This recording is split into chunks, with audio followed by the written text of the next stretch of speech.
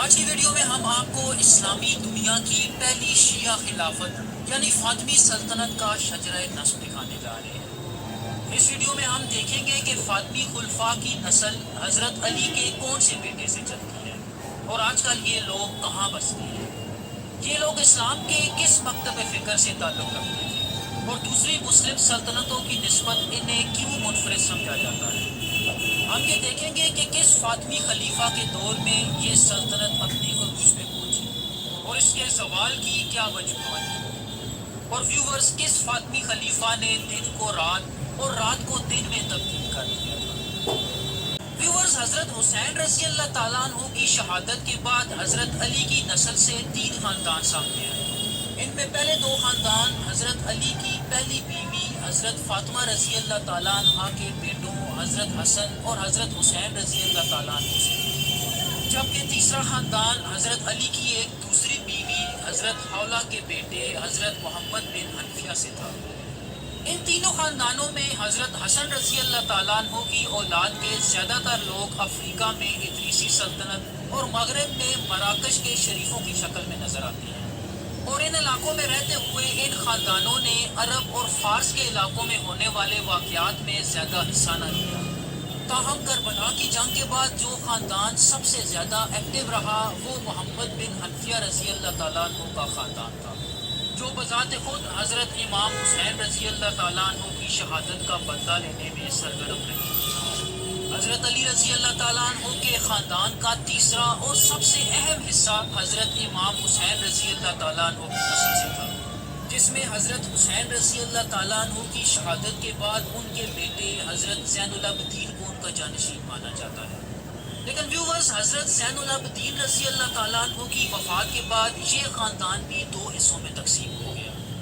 ان کے بیٹے حضرت زید کی نسل سے زیدی خاندان کے لوگ حضرت زید کو 5واں امام مانتے ہیں، جبکہ اہل تشیعوں کی اکثریت امام باقر کو 5واں امام مانتے ہیں۔ امام باقر کی وفات کے بعد حضرت جعفر الصادق 6ٹھے امام بنے۔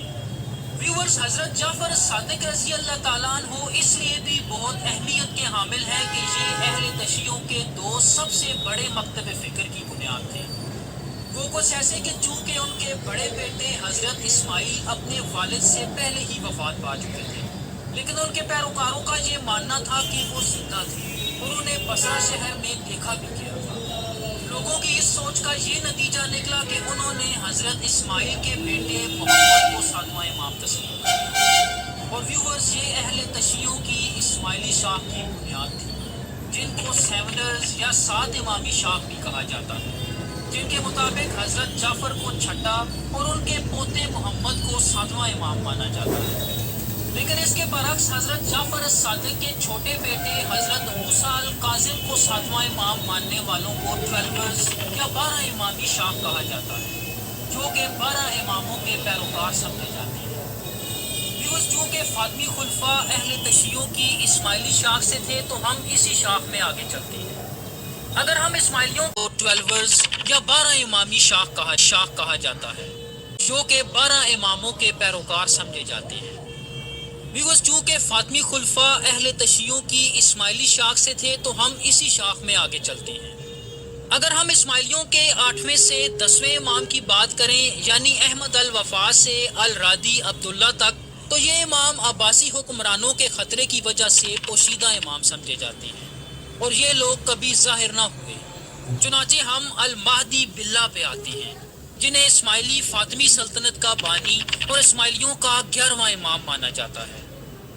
10ویں صدی کے آغاز میں المہدی اپنی اسماعیلی ڈاکٹرائن کی تبلیغ کے لیے مڈل ایسٹ سے فرار ہو کے شمالی افریقہ میں الجیریا کے علاقے میں آ گئے۔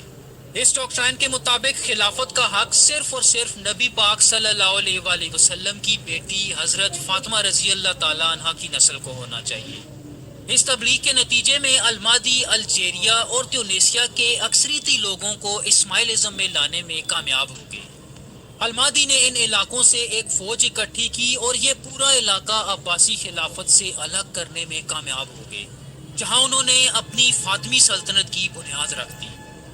المہدی نے تیونس کے ساحلی علاقے پہ اپنی سلطنت کے دارالخلافے المہدیہ کی بنیاد بھی رکھی، اور بہت کم عرصے میں فاطمی نیوی کو اتنا مضبوط کر لیا کہ وہ اس وقت کی سپر پاور بازنطینی سلطنت سے ٹکر لینے کے لیے بھی تیار تھی۔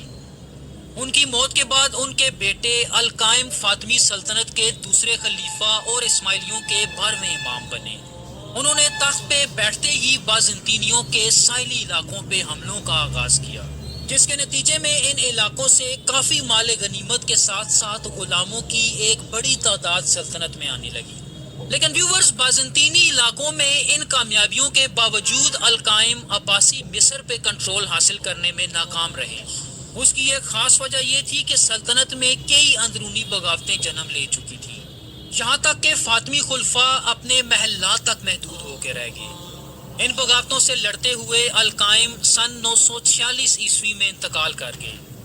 القائم کی موت کے بعد ان کے بیٹے المنصور تیسرے فاطمی خلیفہ اور 13ویں اسماعیلی امام بنے۔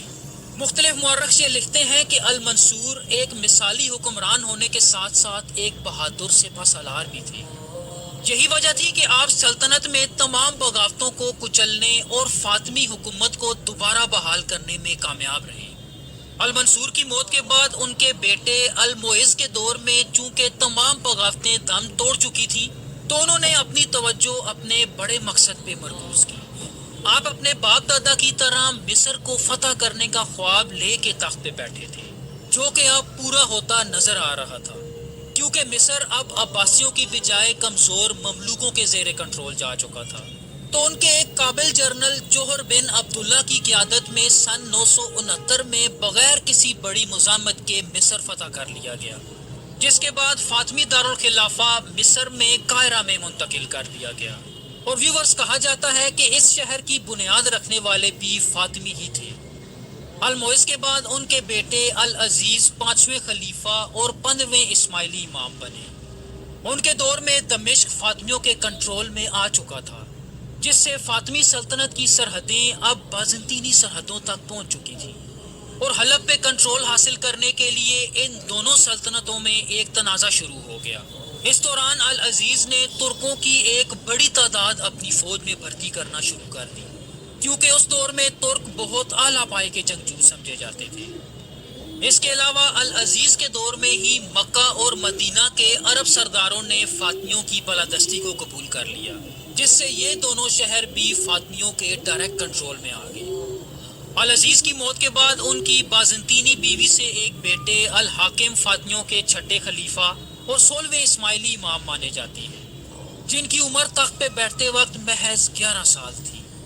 ان کے بارے میں کہا جاتا ہے کہ یہ ایک ہی وقت میں انتہائی ظالم اور رحم دل انسان تھے۔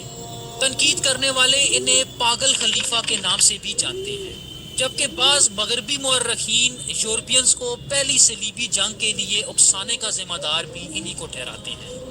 اس کے علاوہ انہیں اپنے استاد برجوان کو قتل کرنے کا ذمہ دار بھی ٹھہرایا جاتا ہے، جن کے بارے میں کہا جاتا ہے کہ وہ خلیفہ کو سر عام بےعزت کیا کرتے تھے۔ ویورز، مورخین کا انہیں پاگل خلیفہ کہنے کی ایک وجہ یہ بھی تھی کہ انہوں نے فاطمی سلطنت میں دن کو رات اور رات کو دن سے بدل دیا تھا۔ مطلب رات کے وقت سب کام کاروبار کیا کرتے اور دن کو سب بند کر دیا جاتا۔ لیکن اپنی زندگی کے آخری ایام میں اس پاگل خلیفہ کو ریاضت و عبادت کا شوق پڑا، اور یہ دارالحکومت قاہرہ کے مضافات میں پہاڑوں میں جانے لگا، جہاں ایک دن جانے کے بعد وہ کبھی واپس نہ آیا۔ الحاکم کے غائب ہونے کے بعد اس کی بہن ست الملک اپنی موت تک فاطمی سلطنت پہ ڈائریکٹ حکومت کرتی رہی، اور فاطمی تاریخ کی پہلی اور آخری خاتون حکمران بن گئی۔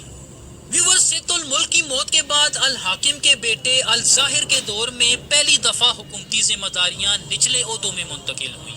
اس کا یہ اقدام مستقبل میں فاطمی خلفاء کے اثر و رسوخ کو ختم کرنے کی طرف پہلا قدم تھا، جس کا مطلب یہ ہے کہ اس دور سے فاطمیوں کا زوال شروع ہو گیا۔ اس دور میں مصر، فلسطین اور شام میں مختلف بغاوتیں بھی جنم لینے لگیں، لیکن اس کے برعکس سلطنت سے باہر بازنطینیوں کے ساتھ اس دور میں تعلقات کافی اچھے تھے، اور ان تعلقات کو مزید بہتر کرنے کے لیے الظاہر نے فاطمی سلطنت میں مختلف چرچوں کی بنیاد بھی رکھی۔ 15 سال حکمرانی کرنے کے بعد الظاہر سن 1036 میں انتقال کر گیا، اور اس کا بیٹا المستنصر 8واں خلیفہ اور 18واں اسماعیلی امام بنا۔ ویورز، مستنصر مسلم دنیا کا سب سے طویل عرصہ یعنی تقریباً 60 سال تک حکومت کرنے والا فاطمی خلیفہ مانا جاتا ہے۔ تاہم اس کے دور میں فاطمی صرف مصر تک محدود ہو کے رہ چکے تھے۔ اس کی وجہ یہ تھی کہ سلجوق ان کے علاقوں پہ بہت تیزی سے فتوحات کرتے چلے آ رہے تھے۔ اس کے علاوہ ان کے دربار میں کئی اونچے عہدوں پہ طاقتور عہدیداروں کا غلبہ تھا، جن کی غلط پالیسیز اور فیصلوں سے سلطنت کمزور سے کمزور تر ہوتی چلی گئی۔ ویورز، مستنصر کے بعد ان کے 2 بیٹوں میں تخت کو لے کے تقسیم پیدا ہوگی۔ ان کے اس اختلاف نے اسماعیلیوں کو مزید 2 حصوں میں تقسیم کر دیا۔ ان کے بڑے بیٹے نزار کے پیروکار اسماعیلیوں کی نزاری شاخ کی بنیاد بنے، لیکن اس شاخ سے کوئی اگلا فاطمی خلیفہ نہ بن سکا۔ اور جہاں تک امامت کی بات ہے تو اس شاخ کے امام آج کے دور میں بھی پائے جاتے ہیں۔ ان کا موجودہ امام آغا خان فور مانا جاتا ہے۔ مستنصر کے دوسرے بیٹے المستعلی اسماعیلیوں کی مستعلیہ شاخ کی بنیاد تھے، جو کہ 9ویں فاطمی خلیفہ اور اسماعیلیوں کی مستعلی شاخ کے 19ویں امام مانے جاتے ہیں۔ المستعلی کے دور حکومت میں تمام حکومتی فیصلے ان کے ایک وزیر الافضال کے ہاتھ میں تھے، جن کو اس وقت فاطمی سلطنت کا اصل حکمران سمجھا جاتا تھا۔ اس دور میں پہلی صلیبی جنگ کا آغاز بھی ہو چکا تھا، اور اس جنگ سے پیدا ہونے والے ہنگاموں کی وجہ سے فاطمیوں نے جیسے تیسے فلسطین پہ قبضہ کر لیا۔ لیکن صلیبیوں سے اچھے تعلقات رکھنے کے باوجود فاطمیوں کو ان سے ایک فیصلہ کن شکست کا سامنا کرنا پڑا، جس کے نتیجے میں صلیبی یروشلم شہر پہ کنٹرول حاصل کرنے میں کامیاب ہو گئے۔ المستعلی کے جانشین العامر کے دور میں فاطمیوں کے کئی مضبوط گڑھ ان کے ہاتھوں سے نکل گئے، اور سن 1130 میں العامر کے قتل کے بعد ان کا جانشین ایک شیرخوار بچہ الطیب تھا۔ ویورز، طاقت کے اس خلا نے فاطمی سلطنت کو اپنے خاتمے کے کگار تک پہنچا دیا۔ لیکن ویورز، یہاں اہم بات یہ ہے کہ اسماعیلیوں کا ایک گروہ الطیب کو آخری امام مانتا ہے، اور اسماعیلیوں کی اس شاخ کو طیبیہ کہا جاتا ہے، اور دوسری طرف الطیب کے کزن الحافظ حافظیہ اسماعیلی شاخ کے جد امجد مانے جاتے ہیں، جو کہ 11ویں فاطمی خلیفہ اور 21ویں حافظیہ امام بنے۔ ویورز، الحافظ کے دور میں فاطمی سلطنت میں بیرونی طور پہ تو کافی امن نظر آتا ہے، لیکن سلطنت کے اندر ایک ہنگامہ آرائی کی صورتحال تھی۔ خلیفہ کو چند بہت طاقتور وزیروں نے بندی بنایا ہوا تھا، یہاں تک کہ اس کے اپنے بیٹے بھی اس سے کئی گنا زیادہ طاقتور تھے۔ تاہم الحافظ کو آخری خلیفہ سمجھا جاتا ہے جن کا حکومت پہ کچھ تھوڑا بہت کنٹرول تھا، کیونکہ ان کے بعد آنے والے تمام فاطمی خلفاء طاقتور وزیروں کے ہاتھ کٹ پتلی بن کے رہ گئے، جنہیں یہ وزیر اپنے فائدے کے لیے استعمال کیا کرتے تھے، اور ان خلفاء کی اپنی کوئی ذاتی حیثیت نہ تھی۔ چنانچہ سن 1171 عیسوی میں فاطمی خلیفہ العادد کے دور میں نور الدین زنگی کی فوج نے مصر پہ حملہ کیا۔ ان کی فوج کے ایک جنرل شیرکو نے اپنے بھتیجے صلاح الدین ایوبی کے ساتھ مصر پہ کنٹرول حاصل کر لیا، جس سے فاطمی سلطنت کا مکمل خاتمہ ہو گیا۔ ویورز، امید ہے آپ کو ہماری یہ ویڈیو پسند آئے گی۔ ہمیں سپورٹ کرنے کے لیے چینل سبسکرائب ضرور کیجیے۔